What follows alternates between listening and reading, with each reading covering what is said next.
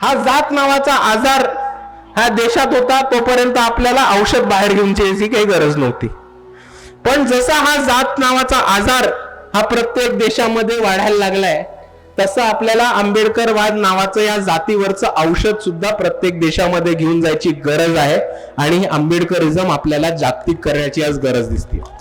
आणि दुसऱ्या बाजूला मी ग्लोबल आंबेडकरिझम किंवा जागतिक आंबेडकरवाद हा एका वेगळ्या नजरेने बघतो की आपण आपल्यानंतर स्थापन झालेले देश बघितले, आपण आपल्यानंतर अडॉप्ट झालेल्या कॉन्स्टिट्यूशन्स किंवा आपल्यानंतर अपनावून घेतलेल्या संविधान बघितले, तर त्या देशांच्या कॉन्स्टिट्यूशन्स मध्ये आणि संविधानामध्ये भारताच्या संविधानाला एक उल्लेख असतो आणि बाबासाहेब आंबेडकरांचा एक उल्लेख असतो.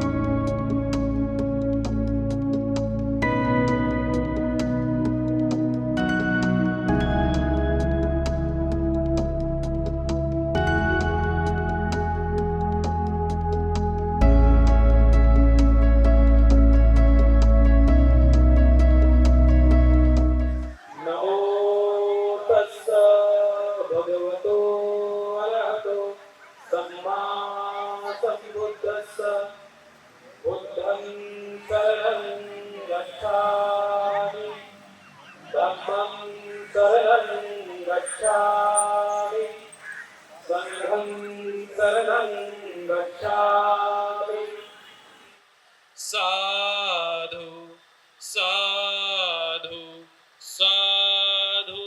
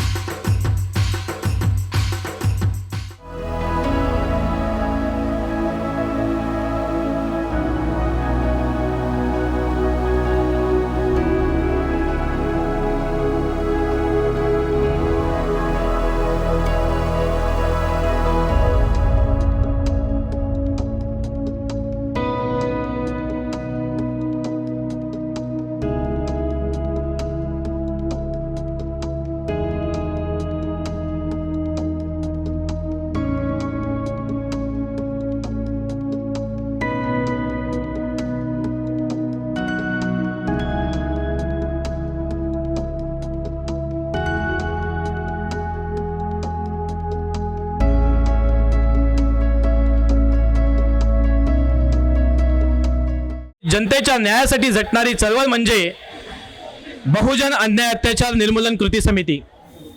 गेल्या 14 वर्षापासून महाराष्ट्रभर विनामूल्य आणि सनदशीर मार्गाने कार्य करत या संस्थेने वंचित आणि पीडित घटकांच्या न्यायासाठी लढा दिला आहे. 1500 पेक्षा जास्त अधिक गुन्हे दाखल करून अनेकांना न्याय मिळवून देत या संस्थेने समाजात विश्वास आणि आधार निर्माण केला आहे. बहुजन अन्याय अत्याचार निर्मूलन कृती समिती या संस्थेचे कार्य केवळ तक्रार नोंदवण्यापुरते मर्यादित नाही, तर प्रत्येक पीडित व्यक्तीला सशक्त बनवणे, त्याला न्याय प्रक्रियेचे भान देणे आणि त्याच्याकडून पुढे इतरांना मदतीचा हात मिळावा अशी एक सशक्त सामाजिक साखळी उभा करणे हा या संस्थेचा कार्याचा खरा आत्मा आहे. तर न्याय, समानता आणि सामाजिक बांधिलकी या मूल्यावर आधारलेली ही संस्था आज एक केवळ संघटना नसून एक प्रेरणादायी सामाजिक चळवळ म्हणून उभी राहत आहे. माझी आपल्या सर्वांना विनंती आहे की जोरदार टाळ्या होऊन जाऊ द्यात. बहुजन अन्याय अत्याचार आणि निर्मूलन कृती समिती या संस्थेसाठी जोरदार टाळ्या होऊ द्यात.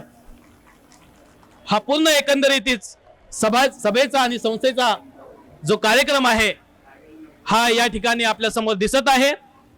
प्रमुख मार्गदर्शक म्हणून या ठिकाणी आयु पृथ्वी प्रताप, आयु प्रजेश ट्रॉस्की, आयु किशोर पांडुरंग बेलेकर तसेच आपल्या सर्वांचे युथ आयकॉन सुजातदादा आंबेडकर साहेब या सर्वांचं आगमन या ठिकाणी झालेलं आहे. मी जास्तीचा वेळ न घेता मी सर्व मार्गदर्शकांना, मान्यवरांना विनंती करतो की त्यांनी स्टेजवर येऊन स्थानापन्न व्हायचंय. आपल्याला लवकरच कार्यक्रम सुरू करायचा आहे.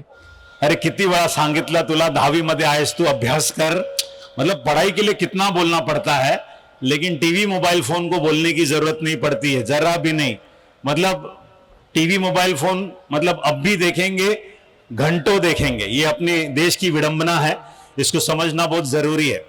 China, Australia, France, Germany, Sweden कैसे बहुत सारे देशों ने 16 साल के नीचे सभी बच्चों का मोबाइल फोन बैन कर दिया है. 16 साल के नीचे सभी बच्चों का मोबाइल फोन बैन कर दिया. लेकिन इंडिया में अभी तक बैन नहीं हुआ है. अभी कर्नाटका, गोवा ऐसे 2-3 स्टेट से जो बैन करने को देख रहे, लेकिन होगा नहीं. उसका राज मैं बताऊंगा तो आपके आंखों में आंसू आ जाएंगे.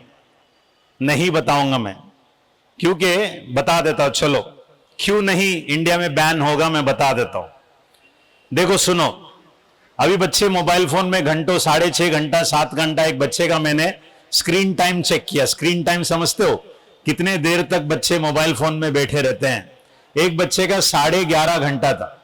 तो मैं बोला 11.5 घंटा बच्चा मोबाइल फोन में, बोला तू कब देखता कब है? रात को चद्दर में, पब्लिक सो जाती नहीं भाई साहब, अंदर चद्दर में देखता रहता है. डेडिकेशन देखो उसका, किताब के साथ नहीं, मोबाइल के फोन के साथ है. अगर हमारे बच्चे मोबाइल फोन कम कर देंगे, और समझो क्या करेंगे, अगर मोबाइल फोन कम करेंगे तो इनका डिस्ट्रैक्शन चेंज हो जाएगा और पढ़ाई करना स्टार्ट होंगे. पढ़ाई करते करते अच्छे परसेंटेज आएंगे, इंजीनियर बनेंगे, डॉक्टर बनेंगे, साइंटिस्ट बनेंगे, सीए बनेंगे, सीएस बनेंगे, डॉक्टर बाबा साहेब अंबेडकर बनेंगे. क्या नहीं बन सकते हैं? अगर सब लोग पढ़ लिख कर बड़े आदमी बन गए तो फिर झाड़ू कौन मारेगा, लादी कौन पोछेगा? स्विगी जोमैटो में डिलीवरी देने के लिए लड़के लोग नहीं मिल रहे, मजदूरों की बहुत कमी है, जिसकी वजह से हमारे देश में मोबाइल फोन बैन नहीं होगा, ताकि बच्चे स्क्रॉल करते बैठे, शिक्षा के ऊपर ध्यान ना देवे और सिर्फ टाइम पास करते रहे, रील में सेल्फी निकालते बैठे. पब्लिक इतनी पागल हो गई आज की तारीख में सेल्फी निकालने में, ये समझ जाना. मतलब शादी में चले जाओ, दुल्हन से ज्यादा मां सजती है, वो भी सेल्फी निकालने के पीछे पड़ी रहती है. इसी लंबी लाइन लगती है सेल्फी निकालने का. पागलपन है ये सब चीजें.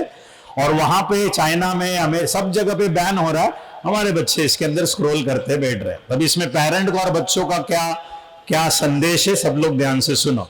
हमारे बच्चे पढ़ाई के लिए थोड़ा सा टाइम पास करते हैं और फिर बाकी सब चीजों में ध्यान बराबर जाता है. इसका राज मैं आपको बताना चाहता हूं. आप में से कितने सारे माँ बाप चाहते हैं कि उनके बच्चे कामयाब हो? कितने सारे माँ बाप चाहते हैं कि उनके बच्चे कामयाब हो? चलो बहुत अच्छी बात. कितने सारे बच्चे चाहते हैं कि वो लोग कामयाब हो? कितने सारे बच्चे चाहते हैं कि वो लोग कामयाब हो? चलो great great. Put your hands down. हाथ नीचे रखेंगे. ये मैंने हाथ ऊपर क्यों करवा के देखा कि कितने जन मेरे पे ध्यान दे रहे नहीं दे रहे, मैं चेक करना चाहता था. ठीक है ना. अभी इसमें भी कुछ बच्चे क्या कर रहे थे मालूम है? दूसरे हाथ ऊपर उठाएंगे तो हम हाथ ऊपर उठाएंगे. कितने सारे बच्चे कामयाब. मैं एक जगह ऐसा ही सेशन ले रहा था तो 2 बच्चे साथ में बैठे थे. मैं बोला कितने सारे जन कामयाब होना चाहते हो? तो बाजू वाले को पूछा, तू हो रहा कामयाब? तो इसने भी हाथ ऊपर किया, फिर इसने भी हाथ ऊपर किया, थोड़ी देर किया तो इसने हाथ नीचे कर दिया, तो बोले तेरे भरोसे हाथ ऊपर किया था मैंने।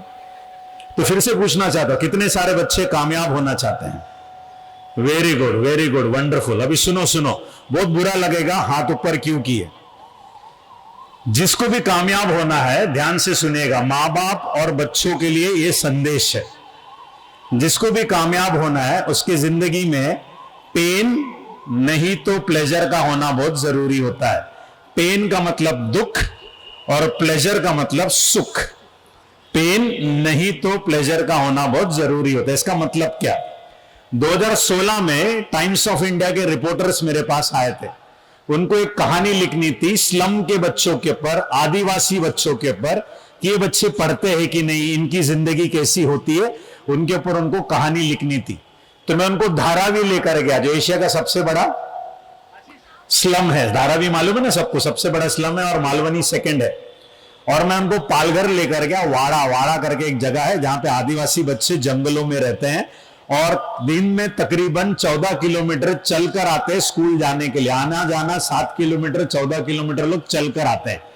तो हम जिस रास्ते से गुजर रहे थे उस रास्ते के किनारे एक छोटा सा लड़का हाथ गाड़ी में भुट्टा बेच रहा था। मकई होती है ना, गरम करके बेचते हैं। तो मैं बोला ये भुट्टा बेच रहे, इसका मतलब ये स्कूल नहीं जाता रहेगा। तो मैं इसके पास गया, मैंने पूछा कितने के भुट्टे? तो उसने बोला 20 रुपए के। बोले 2 भुट्टे बना।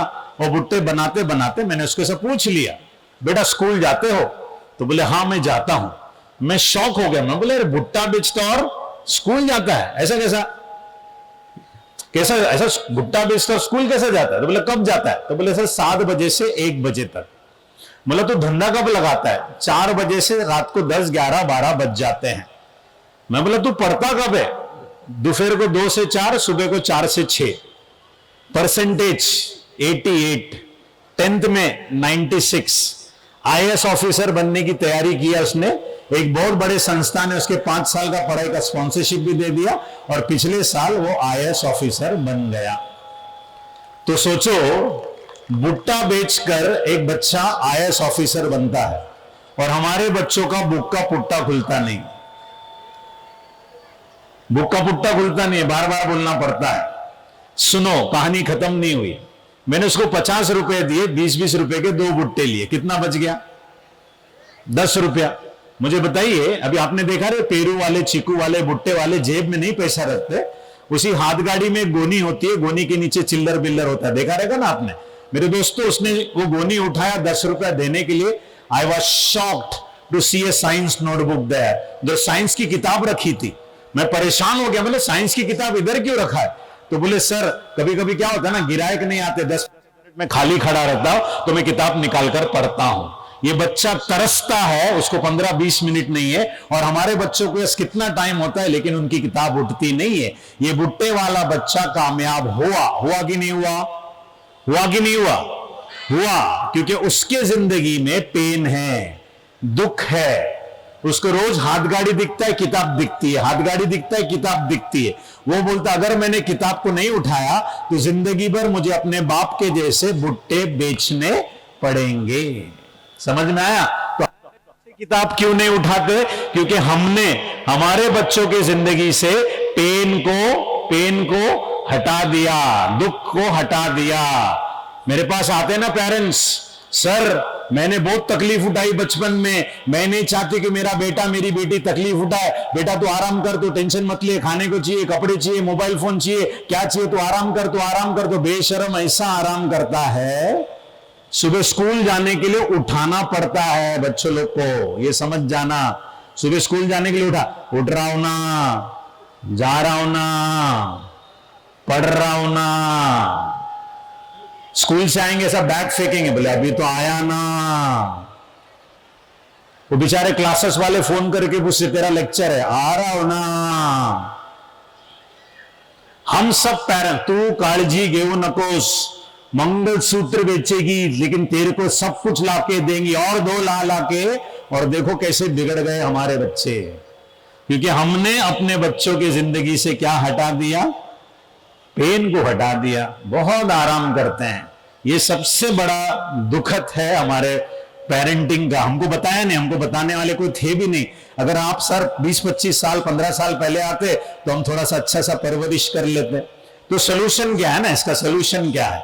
सोल्यूशन ये है कि आज के बाद अपने बच्चे अभी छोटे हैं बड़े हैं, तुरंत द्यायचा नाही, कभी भी कोई भी चीज जगह पे बच्चों को अगर तुमने दे दिया, सहूलियतें जगह पे दे दी, तो वो उसकी वैल्यू नहीं करेगा, कदर नहीं करेगा। मैं भी मालवनी में रहता हूं, मेरा बेटा पढ़ता है MPS मुंबई पब्लिक स्कूल में जाता है, इधर पे चिकूवाड़ी में। मैं रोज उसको रिक्शे के 250 रुपए दे सकता हूं जाकर आने के लिए, उतना कमाता हूं मैं, लेकिन मैं नहीं देता। मेरा बच्चा महाड़ा से चलकर आता है, 8 नंबर बस पकड़ता है, मिर्चो की उतरता है, मिर्चो की से मेट्रो पकड़ता है, फिर वो जाता है चिकूवाड़ी और बस का, और मैं इसका पास का पैसा देता हूं। वो सिर्फ कौन सी स्टैंडर्ड में, छठी में पढ़ता था, और 6ठी 7वीं 8वीं बस में ट्रैवल करके आता है, आना जाना करता है। मैं उसको 250 रुपया दे सकता हूं, लेकिन मैंने उसको दिया नहीं, क्योंकि उसको समझना चाहिए कि तकलीफ क्या होती है, परेशानी क्या होती है, तो ही बच्चे वैल्यू करेंगे। ये समझ जाना। और इधर जितने भी बच्चे बैठे हैं, अगर आपने ये सहूलियतें जो हम पेरेंट्स करके दे रहे उसका फायदा नहीं उठाया, आप समझ जाना आपका फ्यूचर एकदम बेकार है। आलसी होते हैं, बच्चे लोग को टाइम नहीं है और माँ बाप को बार बार बोलना पड़ता है, वो कभी कामयाब नहीं होंगे। इसमें जितने भी बच्चे, आज सुन लेना, एकदम ध्यान से सुन लेना बच्चे लोग, आज के बाद घर पे माँ बाप को और स्कूल में टीचर्स को बोलना पड़े बैठ के पढ़, किताब उठा, तो ये कभी जिंदगी में बच्चे कामयाब नहीं होंगे। मैं कोरे कागज पे साइन करके लिख कर दे सकता हूं। मतलब तेरे को कामयाबी चाहिए, बच्चों से बात कर रहा हूं, तुझे कामयाबी चाहिए, और मम्मी पापा उठा रहे सुबह, क्यों नहीं है, पढ़ता क्यों नहीं है, तो क्या कर रहा है, ऐसा कि कामयाबी तुझे चाहिए, और कोई और याद दिलाए सुबह को उठने के लिए, स्कूल जाने के लिए, पढ़ाई करने के लिए। एक भी बच्चा बाबा साहेब अंबेडकर नहीं बन पाएगा, ये समझ जाना। उसके लिए बहुत पेन लगता है, दुख है। वो इतने बड़े इंसान क्यों बने? क्योंकि उनके जिंदगी में दुख था, तकलीफें थी। हम सबके लाइफ में से तकलीफें तो निकल गई, सब चीज तो है, तो फिर कुछ मन ही नहीं करेगा कुछ करने का। इसके लिए मैं हमेशा कहता हूं, मेरे गुरु कहते हैं, अगर आपका बच्चा सुपूत निकला, सुपूत का मतलब अच्छा बच्चा निकला, तो क्यों खर्चा करने का, अपने बलबूते भी अपनी जिंदगी बनाएगा। अगर आपका बच्चा कुपूत निकला, कुछ काम का नहीं, तो भी खर्चा नहीं करने का, बर्बाद करेगा आपका पूरा पैसा, बेच खाएगा आपको, क्योंकि उसको कुछ तुमने तकलीफें दी ही नहीं करे। तो मेरे दोस्तों, अगर आप इधर बैठ के टाइम पास करते रहेंगे, कोई तो बुट्टे वाला बच्चा दिन रात मेहनत करता रहेगा, कोई तो उधर पे जग कर पढ़ाई करता रहेगा, और हम लोग स्क्रॉल करते बैठेंगे मोबाइल फोन में, तो कसम से हम सबकी जगह फ्यूचर में चले जाएगी। ये याद रख लेना, बहुत इंपॉर्टेंट है।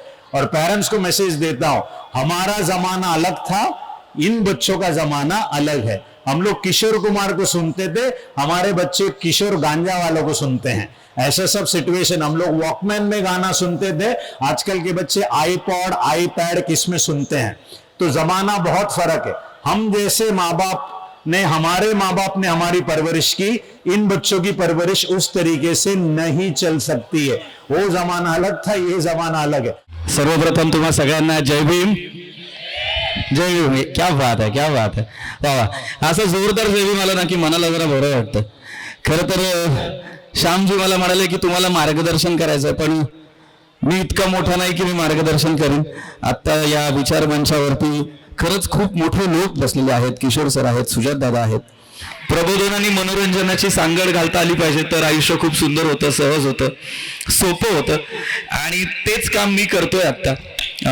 बऱ्याचदा प्रयत्न करत असतो की वेगवेगळ्या प्रयत्नांमधून मनोरंजनासोबत प्रबोधन सुद्धा होत राहील। ग्रामसभेचं स्किट पाहता का तुम्ही? ग्रामसभेचं पारावरती गाव बसलेलं असतं, एक मास्तर असतो, पाहता की नाही? त्याच्यात मला काम करायला फार मजा वाटते, कारण काय, त्याच्यात अनेक जण जेव्हा मस्ती करत असतात, विनोद करत असतात, तेव्हा मी प्रबोधनाचं काम करत असतो। आणि त्याच्यात मी नेहमी एक वाक्य म्हणत असतो, गोंधळ घातला लोकांनी की मी नेहमी म्हणत असतो की थांबा रे, थांबा रे, शांत बसा, असं मी नेहमी म्हणत असतो। पण जेव्हा जेव्हा मी आपल्या अशा या विचारमंचांवरती येतो आणि अशा पद्धतीचे कार्यक्रम अटेंड करतो, आणि माझ्या लक्षात येतं की हा जो उत्साह आहे हा आपल्या समाजाचा जो उत्साह आहे, आपण ज्या पद्धतीने जयंती साजरी करतो, आपण ज्या पद्धतीने आपलेपणा मिरवत असतो, आपण ज्या पद्धतीने एकत्र येत असतो, तेव्हा मला नेहमी असं वाटतं की तुम्हाला कधीच कोणीच थांबा म्हटलं नाही पाहिजे. तुम्ही असेच कार्यक्रम आयुष्यभर करत राहिले पाहिजे. आपण बाबासाहेबांची जयंती आयुष्यभर अशीच साजरी केली पाहिजे. फार कौतुक वाटतं. आणि ह्या जयंती संयुक्त जयंती अत्यंत महत्वाची आहे. मला श्याम सरांचे खूप खूप आभार मानायचे आहेत, कारण गेल्या काही वर्षात मला संयुक्त जयंती अटेंड करता नाही आली कामामुळे. मी स्पेसिफिक 14 तारखेला बाबासाहेबांची जयंती अटेंड करतो किंवा शिवजयंतीचे कार्यक्रम अटेंड करतो, पण संयुक्त जयंतीचे कार्यक्रम अटेंड करता येत नाहीत. पण अत्यंत महत्वाचे आहेत, कारण आपली सामाजिक, आपली सांस्कृतिक आणि त्याचबरोबर शैक्षणिक जडणघडण ही अशा कार्यक्रमांमधून होत असते. विक्रोळीच्या अशा एका भागात राहिलो, कन्नवार नगरच्या, की अनेक लोक सोबत होते आणि अशाच पद्धतीचे कार्यक्रम होतात. मगाशी मला वाटतं, if I am not wrong, Shyam sir, मगाशी आय गेस कार्यक्रम झाले असतील बरेच जण, बरीच मुलं सहभाग घेऊन गेली असतील कार्यक्रमांमध्ये. अशा कार्यक्रमांमध्येच सहभाग घेऊन मोठा झालोय, आज तुमच्या सगळ्यांसमोर पोहोचलोय. आणि माझी मेहनत आहेच, पण ही पुन्हाही बाबांचीच आहे की त्यांनी आज इथपर्यंत पोहोचवलंय. त्यांनी मार्ग दाखवला, आपण त्याच्यावर चालण्याचं काम करतोय. अत्यंत महत्वाच्या गोष्टी आहेत आपल्याकडे, त्या फक्त त्याचं पालन करूया. परत तेच म्हणेन की मार्गदर्शन करणं इतका मोठा नाही, पण तथागतांनी, डॉक्टर बाबासाहेब आंबेडकरांनी आणि ज्यांनी स्वराज्याची मुहूर्तमेढ ठेवली अशा शिवरायांनी, छत्रपती शिवाजी महाराजांनी आपल्याला काही विचार दिलेत, काही आदर्श दिलेत. तीच प्रेरणा घेऊन आपण फक्त त्यांच्या विचारांवरती, त्यांनी दिलेल्या मार्गावरती जर चालत राहिलं तर मला नाही वाटत की यश आपल्यापासून लांब जाईल. आपण नक्की यशस्वी होऊ. तुम्ही सगळ्यांनी बघितलं असेल, अवतीभवती वेदनादायी वातावरण आहे. ते पालकांसाठी पण वेदनादायी आहे. याच्यातनं जर वाचायचं असेल, याच्यातनं जर पुन्हा एकदा उभारी घ्यायचं असेल आणि उत्तम देश घडवायचा असेल जो बाबासाहेब आंबेडकरांनी पाहिलेला आहे, तर तुम्हाला बुद्ध वाचावा लागेल. बुद्ध आचरणात आणावं लागेल, त्याच्याशिवाय पर्याय नाही. जी काही विस्कटलेली घडी आहे, अवतीभवती ज्या काही घटना घडत आहेत, युद्ध होतं, म्हणजे आपण जेव्हा आता ही संयुक्त हे करतोय, पण पौर्णिमा करतोय, त्यावेळी पार्श्वभूमी युद्धाची आहे.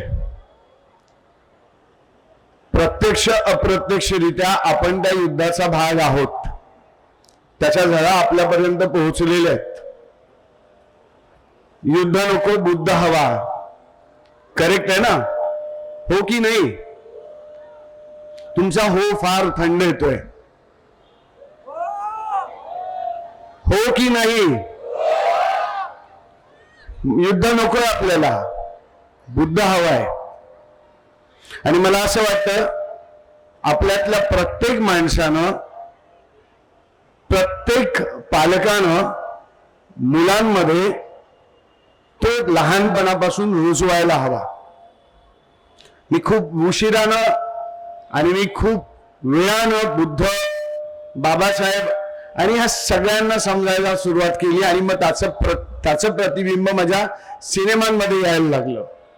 मला सिनेमांमध्ये लिहिता येतं. मी सिनेमामध्ये गोष्टीच्या माध्यमातून आपली दुःख, आपल्या वेदना मांडू शकतो.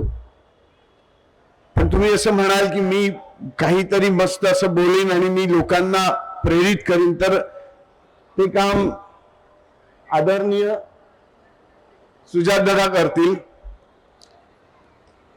कारण ती मानसिकता किंवा ती लीडरशिप जी आहे ती त्यांच्याजवळ आहे. मी लेखक आहे, मी दिग्दर्शक आहे. माझ्या हातात माझं शस्त्र आहे, पेन आणि पेपर, कॅमेरा आणि माझ्या हातात असलेले कलाकार, पृथ्वीक सारखी माणसं. हे पृथ्वीक आता जसं म्हणाला की समाज प्रबोधन आम्ही प्रहसनातनं करत असतो किंवा नाटकातनं वगैरे करत असतो. सो मला असं वाटतं की आमचं काम सिनेमातनं, कथा कादंबऱ्यातनं तिथून मांडणं आहे. आमच्या भूमिका तिथून मांडल्या जातात. मला खूप बरं वाटतं आज तुमच्या समोर उभा आहे मी, पण मला तेवढीच भीती आणि तेवढंच दुःख वाटतं, कारण आपला उभा केलेला देश जो महापुरुषांनी आहे त्याचं स्वरूप बदललंय. त्या सगळ्या संस्था ती व्यवस्था सगळी कोलमडून पडलेली आहे आणि हे खूप दुःखद आहे. संविधान खूप महत्वाचं आहे. आजही आपण जिवंत आहोत तर त्या केवळ संविधानाच्या जोरावर. मग किती दूरदृष्टी असेल ना संविधानामध्ये. तुम्ही उघडून पाहिलं, तुम्ही खरंच उघडून बघा. मला माहिती आहे आपल्यातले फार कमी माणसं जी आहेत ती संविधान उघडून वाचतात. किती आधीचा विचार करून ठेवला त्या संविधानामध्ये, आणि सगळ्यात म्हणजे समाजातल्या सगळ्यात छोट्यातल्या छोट्या माणसाचा विचार आणि त्याचे अधिकार त्या संविधानामध्ये आहेत. मग किती मोठा माणूस आपल्या देशात होऊन गेला आणि त्याचं अस्तित्व वारंवार आपल्याला जाणवत राहतं संविधानातनं.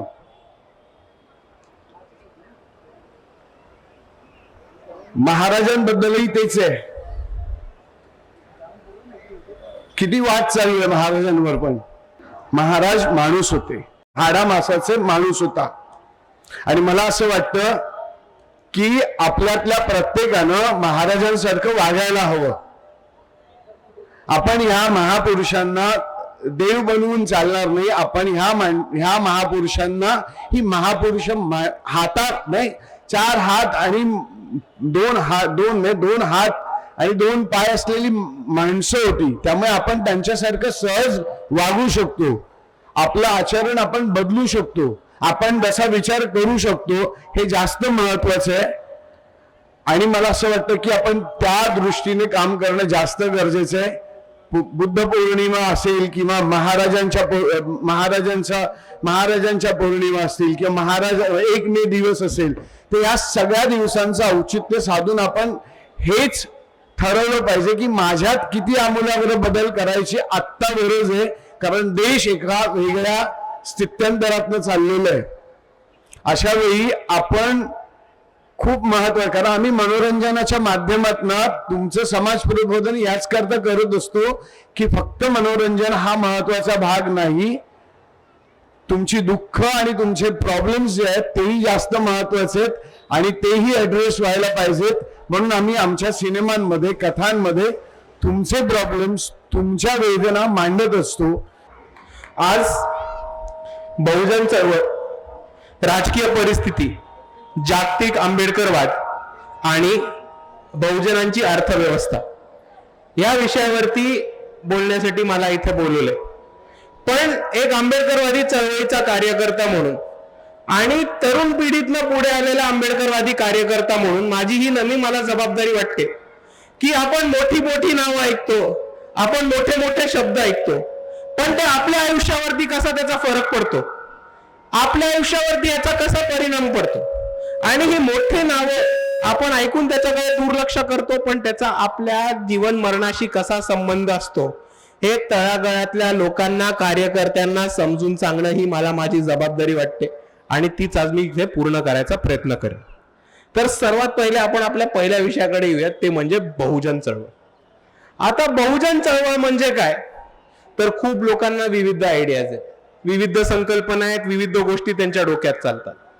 पण थोडक्यात समजायला गेलो तर ज्या ज्या लोकांनी इतिहासामधल्या विषमतेला विरोध दिलाय त्या त्या लोकांनी बहुजन चळवळ उभी केली आणि त्या त्या लोकांनी बहुजन चळवळ सुरू केली आहे, हे थोडक्यात आपण सर्वांनी समजून घेऊ. या भारत देशाचा इतिहास हा नेहमी 2 वर्गांमधला संघर्ष होता, एक आहे रे आणि दुसरे नाही रे. आणि ही जी बहुजन चळवळ आहे ही थोडक्यात आहे रे आणि नाही रे या दोन्ही मधला संघर्ष कसा आहे, आणि जो नाही रे वर्ग आहे त्यांनी आहिरे वर्गाकडे स्वतःचे न्याय हक्क कसे मागितले आणि त्याच्यासाठी स्वतःचा संघर्ष आणि लढा कसा उभा केला, हा आपल्याला बहुजन चळवळीचा इतिहास सांगतो. आणि हेच बघत असताना आपण जर एका बाजूला समजलं तर खूप आधी युरोपमध्ये पुरोगामी विचार, लिबरलिझम आणि पुढचे विचार याची सुरुवात झाली. फ्रान्समध्ये जेव्हा फ्रेंच रेव्होल्युशन झालं तेव्हा फर्टर्निटी, लिबरलिटी आणि इक्वॅलिटी हे 3 तत्व घेऊन ते पुढे आले. आणि तेच तत्व घेऊन चिकित्सापणे जेव्हा आपल्या महापुरुषांनी आणि थोर पुरुषांनी भारताच्या व्यवस्थेचा अभ्यास केला आणि भारताच्या व्यवस्थेचं सत्य पुढे पाडलं, तेव्हापासून आपण खऱ्या अर्थाने बहुजन चळवळ ही सुरू झाली. आणि ते वेगवेगळ्या लोकांनी वेगवेगळ्या टप्प्यांवरती केलं. महात्मा फुलेंनी केलं, डॉक्टर बाबासाहेब आंबेडकरांनी त्यांच्या पद्धतीने महात्मा फुलेंचा लढा पुढे नेला.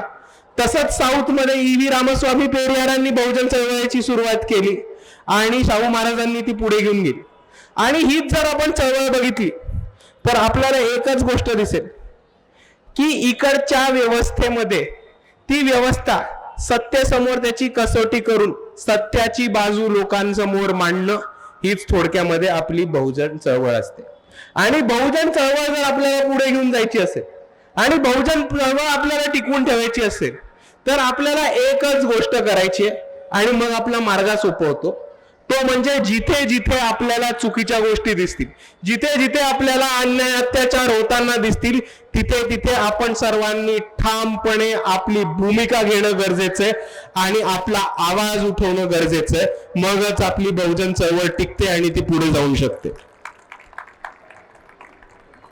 आणि दुसऱ्या बाजूला आपण सर्वांनी समजून घेतलं पाहिजे की हा जो अहिरेचा आणि नाहिरेचा म्हणजेच बहुजनांचा आणि इकडच्या उच्च वर्णीय लोकांचा जो संघर्ष होता हा फक्त राजकीय संघर्ष नव्हता, हा आपल्या सर्वांनी समजून घेतला पाहिजे. हा संघर्ष धार्मिक होता, हा संघर्ष सांस्कृतिक होता, हा संघर्ष शैक्षणिक होता, हा संघर्ष सामाजिक होता आणि तितक्याच जोराने हा संघर्ष राजकीय होता. आणि त्याच्यावरच मी आपल्या पुढच्या विषयाकडे येतो, तो म्हणजे बहुजन राजकीय अस्तित्व. आपण जर बहुजनांचं राजकारण बघितलं तर आपल्याला एका बाजूला वाटतं की बहुजनांनी सत्तेमध्ये जायला पाहिजे, बहुजनांनी सत्तेमध्ये गेले कीच बहुजनांचं राजकीय अस्तित्व टिकून राहील आणि जास्तीत जास्त प्रमाणाने बहुजन सत्तेमध्ये गेले पाहिजेत. हो, बहुजन सत्तेमध्ये गेले पाहिजेत आणि बहुजनांचे जास्तीत जास्त प्रतिनिधी निवडून आले पाहिजेत. पण त्याच्या मागचं गणित हे आपण सर्वांनी समजून घेतलं पाहिजे. आणि ते गणित मी थोडक्यात आपल्याला सांगतो. आज जर आपण भारतामध्ये बहुजन समाजाची टक्केवारी बघितली तर ती 50%हून जास्त जाते. किती? 50%हून जास्त. त्याच्याच वरती आपण दलित आणि आदिवासींची संख्या पकडली तर दलित आणि आदिवासी जातात किती? 25%पर्यंत. या दोन्हीची बेरीज केली तर किती होते? 50 + 25% किती होतात? 75. 75%. आता आपण समजून घेऊ की या 75% समाजाला तुम्ही 50% आरक्षणामध्ये आरक्षित केलेले, अडकून ठेवलेले, आणि जो 3% समाज आहे त्याला आपण बाकीच्या 50% खुले केलेले. आणि खऱ्या अर्थाने जर आपल्याला बहुजनांचं राजकीय अस्तित्व बनवायचं असेल आणि खऱ्या अर्थाने आपल्याला बहुजनांच्या राजकीय चळवळीला यश आणायचं असेल तर जितकी आपली संख्या तितकीच आपली आकडेवारी या भूमिकेने आपल्याला पुढे जायला लागणार आहे.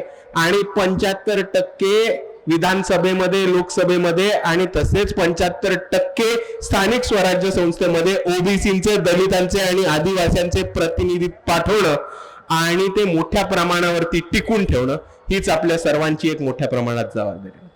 आणि दुसऱ्या बाजूला जेव्हा आपण बहुजनांची चळवळ म्हणतो आणि बहुजनांचं राजकीय अस्तित्व ह्याच्याबद्दल आपण जेव्हा बोलायला जातो तेव्हा आपल्याला एक गोष्ट अजून समोर दिसते की एक मोठा असा वर्ग आहे बहुजन समाजामधला ज्यांना अजून लोकशाही काय, ज्यांना अजून डेमोक्रेसी काय, किंवा बाबासाहेब आंबेडकरांनी आपल्याला संविधानामधनं मताचा अधिकार दिलाय आणि मताची ताकद दिली म्हणजे नक्की दिलंय काय हे अजून मोठ्या लोकांना कळलं नाही. अजूनही लोकांना काय वाटतं की निवडणूक आली की मला जाऊन फक्त मत टाकायचं हे माझं काम असतं. अर्ध्या लोकांना अजून काय वाटतं की निवडणूक आली की मत टाकलं आपलं काम झालं, निवडणूक आली की पंजा 500 देतो, कमळ 500 बरोबर चपटी पण देतो. पण निवडणूक तेवढ्यावरती संपत नाही. आपल्या लोकांना हे समजून घ्यायला लागणार आहे की निवडणुकीमध्ये आपलं काम फक्त पोलिंग बूथ वरती जाऊन मत टाकून घरी येणं नाही. निवडणुकीमध्ये आपण आपला माणूस उभा करू शकतो, आपण आपल्या माणसाला मतं देऊ शकतो, आपण आपल्या माणसाला मतदान करून त्याला निवडून आणू शकतो आणि आपल्या मतांवरती, आपल्या पक्षावरती आणि आपल्या समाजाच्या तिकिटावरती जर कोणता माणूस निवडून आला तर तो पुढे जाऊन धोरणं बनवणारे, कायदा कानून बनवणारे तर तो आपल्यासाठी, निधी आणणारे तर तो आपल्यासाठी आणि समाजाचा उद्धार करणारे, काम करणारे तर ते आपल्यासाठी. या भूमिकेमध्ये येऊन आपल्याला निवडणुकीमध्ये जाऊन मतदान करायला लागणार आहे. आणि असे कितीतरी वर्ग आहेत, वडार असो, होलार असो, पारीट, पारधी, कैकाडी, घिसाडी, कोमटी, कोष्टी, कोलाटी, असे कितीतरी छोटे मोठे जाती आहेत ज्यांच्यापर्यंत अजून राजकीय सत्ता पोचलीच नाही. पण मला गर्व वाटतो आणि अभिमान वाटतो आपल्या सर्वांना हे सांगायला की आज मी अशा पक्षाचं काम करतो ज्या पक्षामध्ये फक्त ह्या समाजांना तिकीट नाही मिळत तर ह्या समाजांना बाळासाहेब आंबेडकर तिकीट देतात, त्यांना बळ देतात, त्यांना ताकद देतात आणि निवडणुकीमध्ये उभे करून त्यांना जिंकून आणून दाखवण्याची ताकद सुद्धा हा पक्ष ठेवतो. आणि तुम्हाला उदाहरण देऊन सांगतो, कर्जतच्या नगरपालिकेच्या निवडणुकीमध्ये अरुण आबा जाधव वंचित बहुजन आघाडीचे प्रवक्ते आहेत, कोलाटी समाजातले येतात. त्या वॉर्डामध्ये 50 घरं नाही आहेत कोलाटी समाजाचे. तुम्ही अरुण आबांना विचारलं की तुमचा पारंपरिक व्यवसाय काय, तर अरुण आबा म्हणतात आमच्या समाजाचा पारंपरिक व्यवसाय हा नाच गाण्याचा आहे आणि मी नाचणीचा पोरगा आहे. असा त्या नाचणीच्या पोराला तिकीट देऊन नगरसेवक बनवण्याचं काम हे बाळासाहेब आंबेडकरांनी केलंय. लोहा नगरपालिकेच्या निवडणुकीमध्ये वैदू समाजाचा उमेदवार या महाराष्ट्रामध्ये जर पहिल्यांदा कोणी नगरसेवक म्हणून निवडून आणला असेल तर तो वंचित बहुजन आघाडीने आणलाय. आणि ह्याच पद्धतीने मी आपल्या सर्वांना सांगतो की वैदू, वडार, कोलाटी, पारधी, घिसाडी ज्या ज्या समाजांनी आतापर्यंत त्यांच्या नगरपालिका किंवा विधानसभा सुद्धा बघितली नव्हती, या लोक समाजाचा प्रतिनिधित्व या निवडणुकीमध्ये स्थानिक स्वराज्य संस्थेमध्ये वंचित बहुजन आघाडीने निवडून आणून त्यांना सभागृहामध्ये पाठवण्याचं काम केलेलं आहे. आणि ह्याला मी खऱ्या अर्थाने आंबेडकरवादी चळवळीचं यश, याला मी खऱ्या अर्थाने बहुजनवादी चळवळीचं यश म्हणतो की ओबीसी लीडर सत्तेत जाणं हे गरजेचं नसतं. ओबीसी लीडर आपल्या विचारांचा आणि आंबेडकरवादी विचारांचा लीडर हा सत्तेत जाऊन, सत्तेमध्ये जाऊन आपल्यासाठी काम करणं हे गरजेचं असतं. कारण ओबीसी लीडर बघायला गेलो तर नरेंद्र मोदी सुद्धा आहेत, पण ते तुमच्या आमच्या फायद्याचे आहेत का? नाही. म्हणून आता आपल्याला आपल्या विचाराचे आणि फायद्याचे ओबीसी लीडर निवडून आणून सत्तेमध्ये बसवणं हे खूप गरजेचं आहे. आणि ह्याच्यावरूनच मला आपल्या सर्वांना सांगायचं की सत्ता, समाजकारण, राजकारण हे एकत्र गुंफलेलं असतं आणि ह्याला वेगळीकडे आपण सर्वांनी बघू नका, कारण हे एकत्र असतं.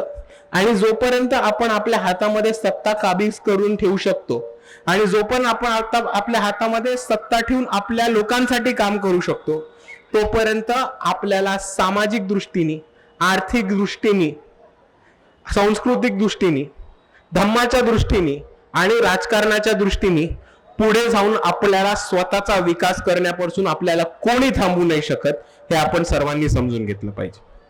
आणि मित्रांनो, हेच बोलत असताना मी माझ्या पुढच्या विषयाकडे जातो, तो म्हणजे जागतिक आंबेडकरवाद किंवा ग्लोबल आंबेडकरिझम. आता ग्लोबल आंबेडकरिझम हा मी 2 गोष्टींमध्ये बघतो किंवा जागतिक आंबेडकरवाद हा मी 2 वेगळ्या पद्धतीने बघतो. पहिलं एक, आपल्या सर्वांनी बाबासाहेबांचं एक खूप महत्वाचं वाक्य होतं, ते आपण सर्वांनी समजून घेतलं पाहिजे की as caste Hindus will travel across the globe, casteism will become a global problem. त्यांचं म्हणणं काय होतं, उच्च वर्णीय हिंदू भारत देश सोडून गेले तर ते जात व्यवस्था त्यांच्या बरोबर घेतील आणि जिथे जातील तिथे जातीच्या नावावर माती खातील, हे बाबासाहेब आंबेडकरांनी सांगितलं होतं. आणि त्याच पद्धतीची पुढे वातावरण आपल्याला होताना दिसतंय. अमेरिकेमध्ये एक राज्य आहे कॅलिफोर्निया नावाचं आणि सिएटल नावाचं. या 2 राज्यांमध्ये अँटी कास्ट बिल हे पास झालेत आणि अँटी कास्ट बिल म्हणजे अॅट्रॉसिटी ऍक्ट जो आपला आहे त्याच धर्तीवरती एक अँटी कास्ट बिल हे अमेरिकेमध्ये पास झाले. आता आपण ह्याच्या मागची पार्श्वभूमी समजून घेतली पाहिजे की अमेरिकेमध्ये जात व्यवस्था होती का? अमेरिकेमध्ये जात व्यवस्था होती का? नाही. मग झालं काय? भारतातनं खूप मोठ्या प्रमाणावरती उच्चवर्गीय हिंदू हे कामासाठी अमेरिकेत गेले, युके मध्ये गेले. त्यांनी तिकडे जाऊन स्वतःची प्रथा, स्वतःचं कल्चर, स्वतःची माती पसरवण्याच्या कामावरती स्वतःची जाती सुद्धा पसरवली युएसए मध्ये. आणि ह्या गोष्टीमध्ये युएसए सारख्या देशामध्ये, अमेरिके आणि इंग्लंड सारख्या देशामध्ये जातीवाद हा तिकडे गेलेल्या भारतीयांनी सुरू केला. आणि मग त्यांच्यानंतर गेलेल्या बहुजनवादी लोकांनी, दलितवादी लोकांनी, आंबेडकरवादी लोकांनी आमच्या विरुद्ध जातीवाद होतो म्हणून एक अँटी कास्ट बिल तिकडच्या सरकारकडनं पास करून गेलं. तर आपण एकच गोष्ट समजून घेतली पाहिजे की जेव्हा जेव्हा उच्चवर्णीय आणि उच्चवर्णीय लोक बाहेर देशी परदेशी जाऊन सेटल होतात, ती लोक जात प्रथा तिकडे जाऊन घेऊन जातात आणि तिकडे परत पसरवतात. आणि जात ह्या आजारावरती आपल्याकडे एकच उपाय, तो म्हणजे आंबेडकरवाद. हा जात नावाचा आजार हा देशात होता तोपर्यंत आपल्याला औषध बाहेर घेऊन यायची काही गरज नव्हती. पण जसा हा जात नावाचा आजार हा प्रत्येक देशामध्ये वाढायला लागलाय, तसं आपल्याला आंबेडकरवाद नावाचं या जातीवरचं औषध सुद्धा प्रत्येक देशामध्ये घेऊन जायची गरज आहे.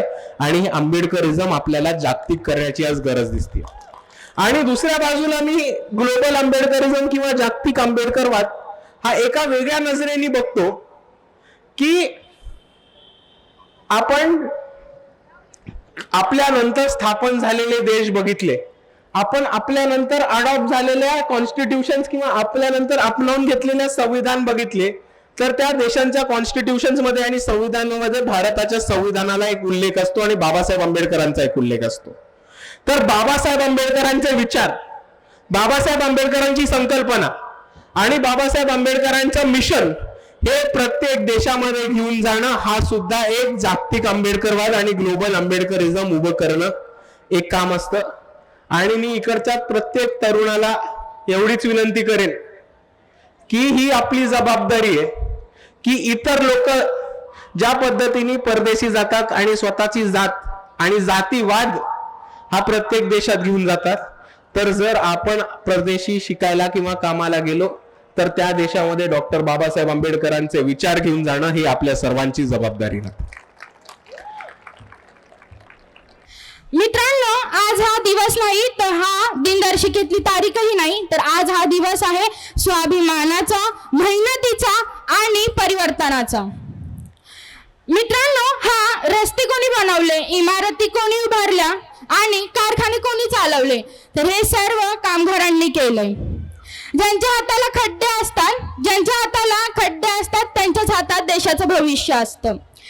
मी एक विचारते, आज जर कामगार थांबले तर उद्या हा देश चालेल का? आज जर कामगार थांबले तर उद्या हा देश चालेल का? नाही ना. मग लक्षात ठेवा, या महाराष्ट्राची ताकद म्हणजे कामगार आहेत. हा महाराष्ट्र आहे शूरांचा, वीरांचा आणि लढण्यांचा. महाराष्ट्र झुकत नाही तर महाराष्ट्र लढतो. आणि हा महाराष्ट्राचे आपण लेकरं आहोत, तर जोरात बोला जय महाराष्ट्र.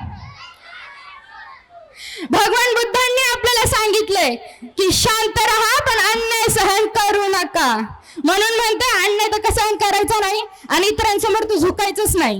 म्हणून म्हणते गौतम बुद्धांनीही सांगितलंय की अन्याय सहन करू नका. गौतम बुद्ध हेही म्हणले, शांतता राहणं म्हणजे भीती नाही, शांतता राहणं म्हणजे ही खरी शक्ती आहे. आज आपल्याला तलवार नको, तर विचारांची क्रांती हवी. जो लढतो तो जिंकतो, जो झुकतो तो हारतो. आणि दादांनी आपल्याला शिकवलंय की अन्यायाविरुद्ध उभं राहायला शिका आणि स्वतःसाठी नाही तर समाजासाठी जागा. म्हणून आपला बाप म्हणजे डॉक्टर बाबासाहेब आंबेडकर, ते स्वतःसाठी जगले नाही, कधी जगले असते तर आज आपला समाज माहिती नाही कुठं असता. म्हणून दादा म्हणतात की अन्यायाविरुद्ध उभं राहायला शिका आणि स्वतःसाठी नाही तर समाजासाठी जागा. इतिहास वाचणारे खूप असतात,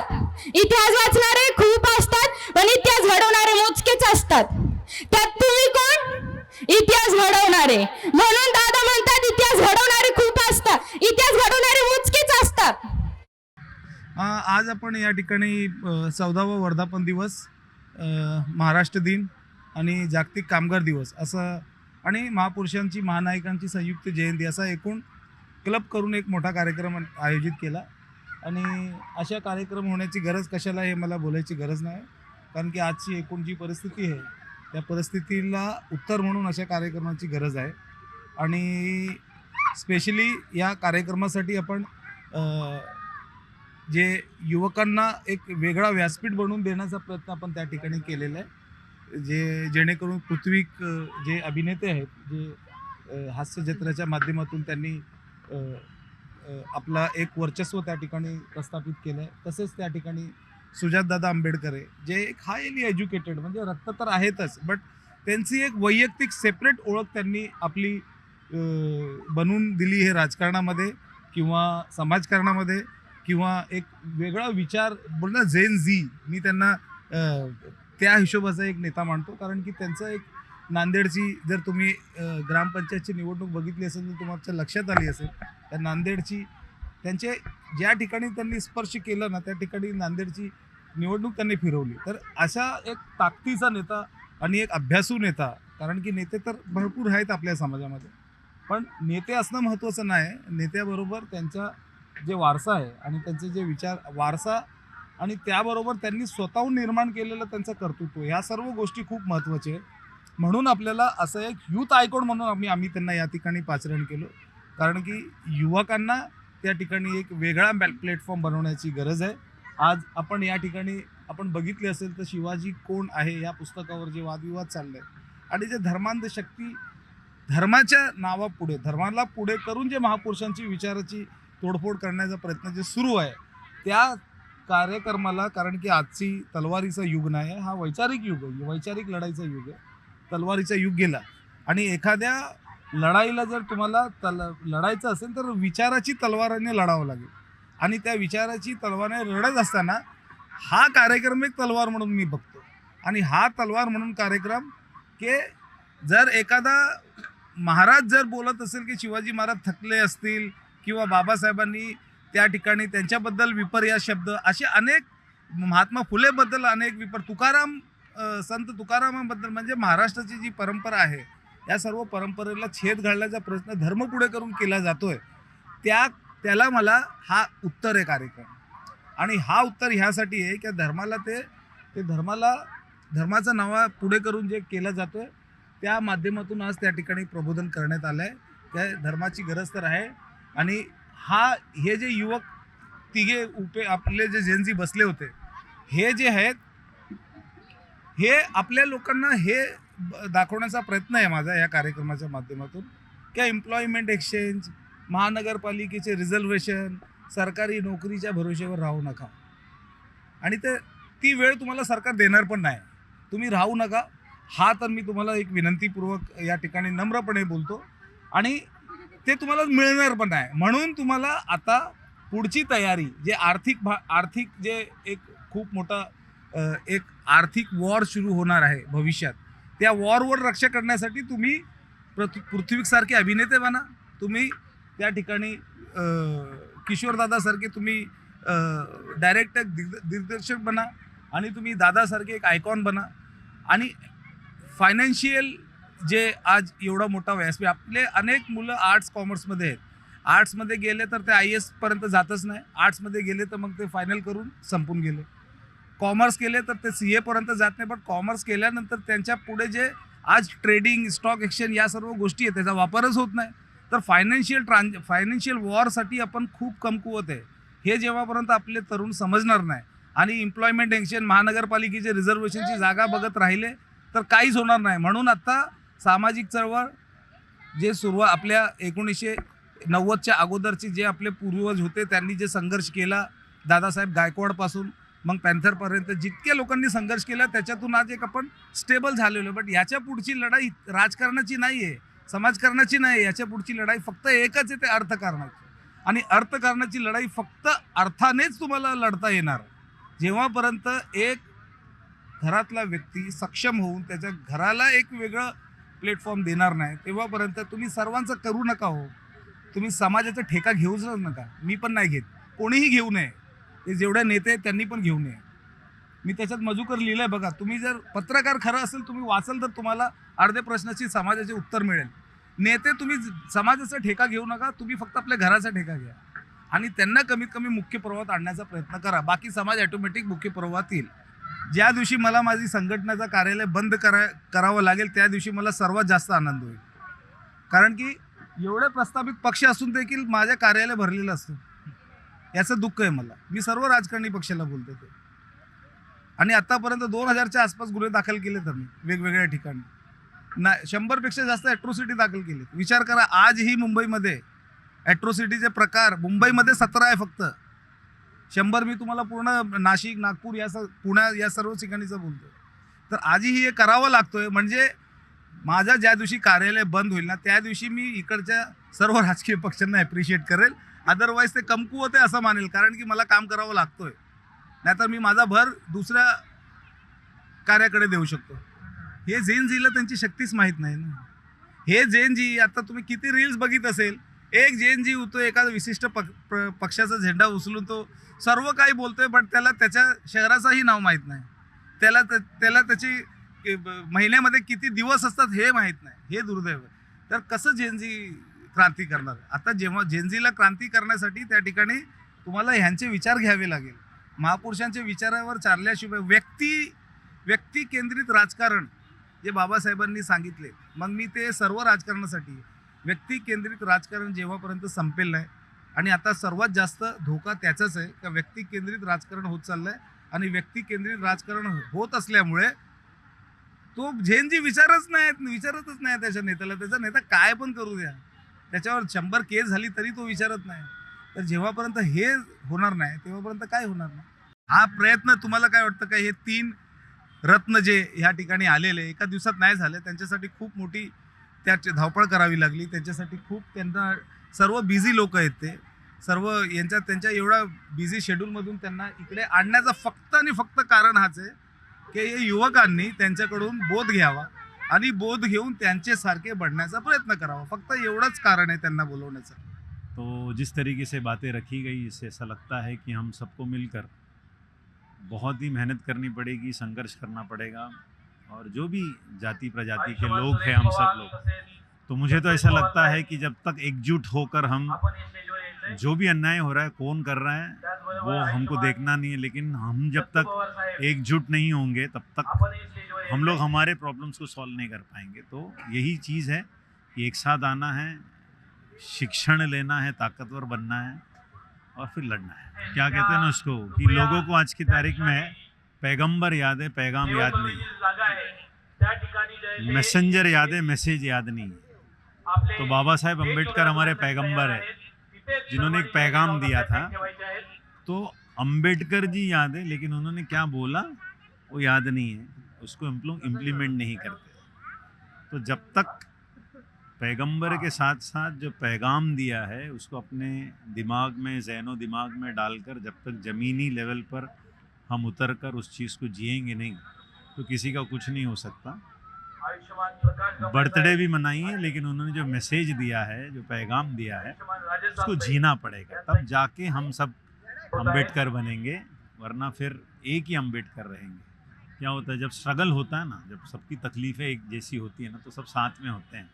फिर कुछ समय के बाद वो स्ट्रगल थोड़ा कम होने लगता है ना, तो फिर जो स्ट्रगल अगर लाइफ से निकल गया, जैसे कि मैंने भाषण में बताया था, अगर दुख दर्द अगर निकल गया, थोड़ी चीज़ें सब आसान होने जब लगती है, तो फिर हमको याद नहीं रहता कि हम कहाँ से आए थे, क्या तकलीफ़ें थी, और आने वाले लोगों के लिए हमको क्या. मेरा हो गया ना सब कुछ, मेरा तो बहुत कुछ हो गया, अभी मैं ठीक ठाक चल रहा है मेरा घर वगैरह सब. तो फिर जो पीछे से आ रहे हैं उनके बारे में सोचने की जो क्षमता है लोगों के अंदर कम हो जाती है. वो सतत बोलते हैं इसको कि हमेशा संघर्ष करते रहना. हमारा सब कुछ ठीक हो गया तो दूसरों का ठीक होना चाहिए, नहीं होना चाहिए. वो थोड़ा सा मानसिकता अपने को चेंज करना पड़ेगा, तो ही जाकर कुछ हो सकता है. सबसे ज़बरदस्त माध्यम जो है स्कूल है. जब बच्चा बड़ा होता है उसका उम्र जो होता है 3-4 साल की उम्र से स्कूल में जाता है और वो 14-15 साल तक स्कूल कंप्लीट करता है। तो यही सबसे समय होता है जहाँ पे हम बच्चों के अंदर, बच्चे जब छोटे होते हैं ना, एकदम नवजात शिशु होते हैं, तो वो एक गीली मिट्टी के जैसे होते हैं, तो उनको ढालना बहुत आसान होता है। वहाँ पर अगर देश ने, समाज ने, शिक्षक ने काम किया, बाबा साहेब अम्बेडकर से लेके महात्मा गांधी जी से लेके जिन्होंने भी जो काम किया, वहाँ पर जब हम बच्चों के दिमाग में सब जब डालेंगे, बच्चों के अंदर वो बातें जब आ जाएगी, तब जाके बच्चे जो है आने वाले 10 साल के अंदर, क्योंकि 10वीं कंप्लीट होने के 10 साल के बाद वो कुछ समाज में उस लेवल कर, क्योंकि आज मैं जो कुछ भी हूँ, मेरे स्कूल ने ही मुझे बनाया है, मेरे माँ बाप ने और मेरे स्कूल ने ही बनाया, तो मुझे फिर कोई बिगाड़ नहीं सकता, और फिर मैं उस समाज के लिए काम ही कर रहा हूँ। तो स्कूल सबसे इम्पोर्टेंट जगह है जहाँ मुझे ऐसा लगता है सबसे ज़्यादा काम करना चाहिए, और 10 साल में देश बदलेगा। हम तो ऐसा बोलते हैं कि बच्चे बिगड़ गए, बच्चे ये हो गए, बच्चे वो हो गए, लेकिन ऐसे क्यों हुए? उस पर अपने को सवाल, प्रश्न उठाना चाहिए। अभी थोड़ी देर पहले बहुत सारे कोचिंग क्लास वाले टीचर्स मेरे को मिलने आए हैं, तो वो पूछ रहे थे कि सर आपने जो कुछ भी बोला एकदम सही है, हमारे एरिया में आइए बताइए। तो मैं कुछ दिन पहले थाना में गया था, कोलशेत करके एक एरिया जहाँ पे 70-80 माले का टावर है, अमीर बच्चे पढ़ते हैं, IGCSE के सब बच्चे पढ़ते हैं। वहाँ के पेरेंट्स जो है आके बोलते हैं कि हमको बोलना नहीं हमारा बच्चा क्यों नहीं पढ़ रहा है, आपको जितना फ़ीस लेना है ले लो, लेकिन ये हमारा काम नहीं है, हम बिज़ी है।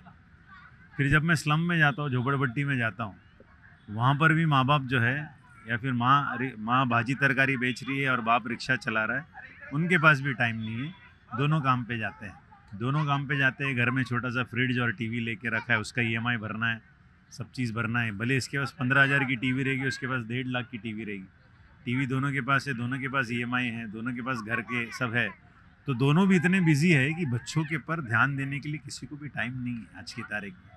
स्कूल को लगता है माँ बाप बच्चों को संस्कार सिखा रहे हैं, माँ बाप को लगता है स्कूल सिखा रहा है, और बच्चा कोचिंग क्लासेस में मार्क्स लाने के लिए, सिलेबस पढ़ने के लिए जा रहा है। तो बच्चों को संस्कार कौन सिखा रहा है, ये सवाल है बहुत बड़ा। और हम बोलते हैं कि बच्चे बिगड़ गए, बच्चे सुधर नहीं रहे, बच्चे ये हो गए। हमारे पास टाइम है क्या, बताइए? हम ही तो बिज़ी है, दोनों के दोनों बिज़ी है। मैं ये नहीं कहता हूँ कि काम पे नहीं जाना चाहिए, नहीं कहता हूँ कि पैसे नहीं कमाने चाहिए, लेकिन वो कमाने में हमारी नज़र इतनी कम हो गई है बच्चों के ऊपर कि बच्चा क्या कर रहा है हमको मालूम ही नहीं, कौन सी दिशा में जा रहा है कुछ नहीं मालूम। युद्ध नहीं, बुद्ध चाहिए। मैंने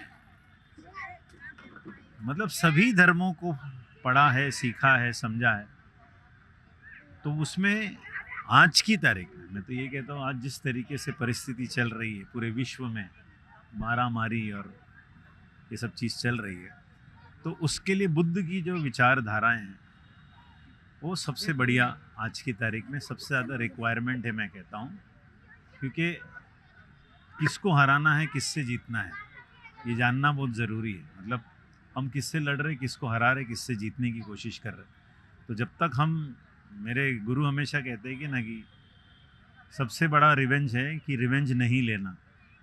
दुनिया में सबसे बड़ा बदला है बगैर बदला नहीं, वही सबसे, हाँ, बदला नहीं लेना है। बदला लेते बैठेंगे ना तो फिर हम में और उनमें फ़र्क नहीं होता। शिक्षा के माध्यम से हम जब आगे बढ़ते हैं ना, तो फिर लोग ऑटोमेटिकली, मैं भी बहुत निचले इससे आता हूँ, मेरे पर भी बहुत, मतलब मुझे कभी स्टेज पे जाने का मौका नहीं मिलता था। जब कॉम्पिटिशन्स होते थे तो मुझे कभी मेरा नाम नहीं देते थे, क्योंकि मैं दिखने में इतना गंदा था कि आई वॉज नॉट प्रेजेंटेबल बोलते ना कि मैं जा नहीं सकता हो करके। लेकिन आज मैं टेडेक्स पे बात करता हूँ, आज मैं ऑल ओवर इंडिया, वर्ल्ड में जाके भाषण देता हूँ। लेकिन बचपन में मेरे को भाषण देने के लिए मौका नहीं दिया गया, तो मैं जला नहीं, मेरी हालत नहीं ख़राब हुई, मैंने नफ़रत नहीं किया। मेरे पास एक चीज़ है जिसका नाम है कलम। पीर नबी हज़रत भी कुरान में कहते हैं कि the ink of a scholar is more sacred than the blood of a martyr. कलम से निकली स्याही खून से भी पाक होती है। इसमें इतनी ताकत है ना कि हम तलवार की धार से एक जन का गर्दन काट सकते हैं, लेकिन कलम से हम हज़ारों लाखों लोगों को सुधार सकते हैं, जो बाबा साहेब अम्बेडकर ने किया था। कलम से, कलम के तो जोर पे तो पूरा संविधान लिखा है, बोलकर नहीं संविधान लिखा है, लिख कर संविधान। तो इसमें इतनी ताकत होती है कलम में, इतनी ताकत है ना कलम में, शिक्षा में, कि आप पूरे परिवर्तन ला सकते हैं। ये एक ही माध्यम है, शिक्षा। देखो, युवा तो बहुत अच्छे हैं, बस हम सब लोगों को, सीनियर लोगों को, हम जो बड़े हैं उनसे, हमको उनको दिशा देने की, क्योंकि मैं युवाओं से बात करता हूँ तो युवा के लिए एक ही है कि कहीं ना कहीं उनको समझना चाहिए कि उनको जो सुविधाएं मिली है माँ बाप से, उसका गैर फ़ायदा ना उठाए। क्योंकि मैं हमेशा बच्चों को यही कहता हूँ, इंसान है ना, दो ही चीज़ से सीखता है, एक ज्ञान से सीखता है, बुद्धिमत्ता से सीखता है, और एक विनाश से सीखता है।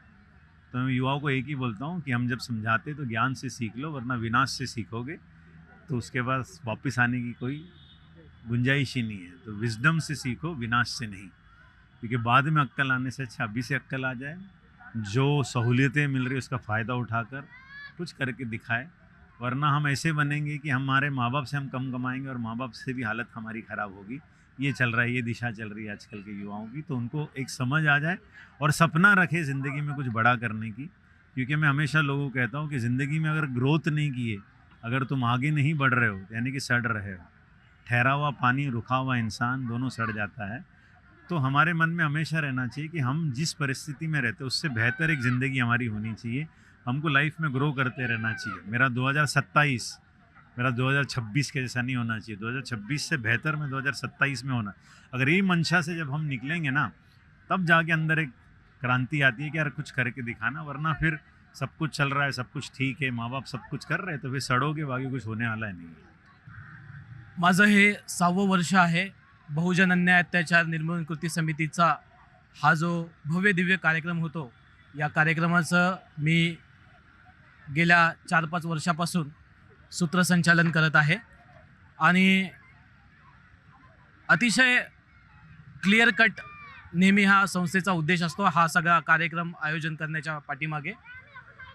आजचा कार्यक्रम तुम्ही जर बघितला असेल आणि सर्व वक्त्यांना जर बघितला असेल, पाहिला असेल, तर आजचा संपूर्ण कार्यक्रम हा युवा केंद्रित होता। सुरुवातीला या ठिकाणी आपल्याच मालवणीतील माझे गुरु प्रजेश ट्रॉस्की सर, ज्यांनी 5 लाख विद्यार्थ्यांना आतापर्यंत मार्गदर्शन केले होते, ते या ठिकाणी आज पालकत्व, एक जबाबदारीचं पालकत्व कसं या ठिकाणी पालकांनी निभावावं, त्याचबरोबर विद्यार्थ्यांची आपल्या समाजाप्रती आणि आपल्या देशाप्रती त्यांची काय जबाबदारी असेल याबद्दल त्यांनी मार्गदर्शन केलं।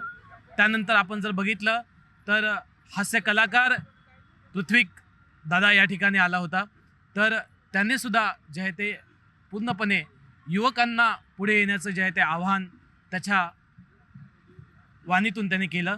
त्यानंतर प्रमुख दिग्दर्शक लेखक किशोर बेलकर साहेब या ठिकाणी अवेलेबल होते आपल्याला मार्गदर्शन करण्यासाठी।